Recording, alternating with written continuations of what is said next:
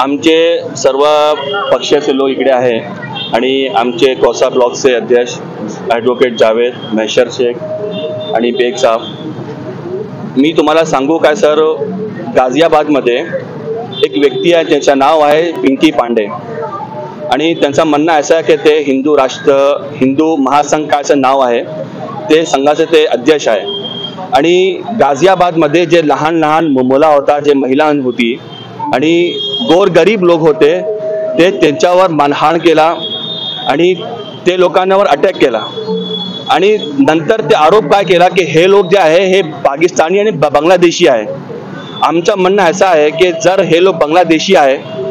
तो सेंटरमध्ये तुमची शासन आहे, तुमची सरकार आहे आणि राज्यामध्ये यूपी राज्यामध्ये तुमची सरकार आहे, तुम्ही काय करता तिकडे? हां, आणि तुम्ही हातामध्ये जे कायदा घेऊन आणि लोकांवर जर तुम्ही आरोप करता, ही चुकीची पद्धत आहे आणि आमची मागणी अशी आहे की पिंकी चौधरीवर NSS जे आपला कायदा जे ॲक्ट आहे त्यांच्यावर गुन्हा दाखल करावा आणि त्यांच्यावर कारवाई करा, ही आमची मागणी आहे.